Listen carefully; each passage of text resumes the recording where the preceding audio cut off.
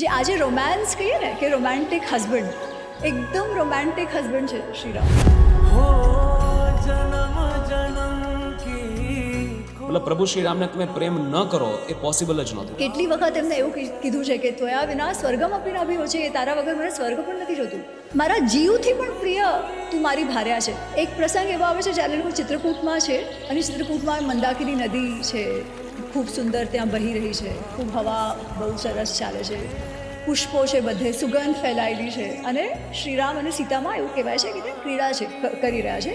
એટલું સરસ એ વાતાવરણ છે કે શ્રીરામ કહે છે, હે સીતા, તારી સાથે આખું જીવન પણ મને અહીંયા રહેવા મળે તો હું રહીશ, તારો સાથ મારી સાથે છે અને આટલું સુંદર અહીંયા વાતાવરણ છે, મને તો અયોધ્યા નથી જવું પાછું. એવું કહેવાવાળા પણ શ્રીરામ છે. એમનો જે વિરહ સીતાજી સાથેનું છે એ જે 1 વર્ષનો, અને એમાં એમની જે હાલત, જેનું વર્ણન વાલ્મીકીજીએ કર્યું છે, અતિ સુંદર છે. સૂતા, બેસતા, ઉઠતા, જાગતા ફક્ત સીતા સીતા સીતા સીતા જ કરે છે. અને ભગવાન રડે પણ છે એવો ઉલ્લેખ છે. રડે છે, બેહોશ થઈ જાય છે સીતાજીનું નામ સાંભળીને. કોઈ ફૂલ નહીં જોવે ને તો એમને સીતાજીની યાદ આવે. શ્રીરામ દુઃખી થાય છે, શ્રીરામ વિયોગમાં, વિરહમાં છે, પીડિત છે, બધું છે.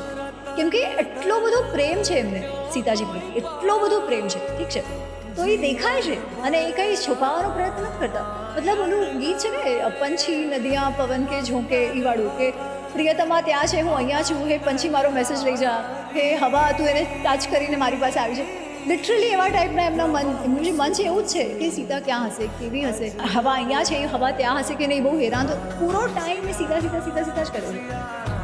જય જય રામ રામ સિયા રામ.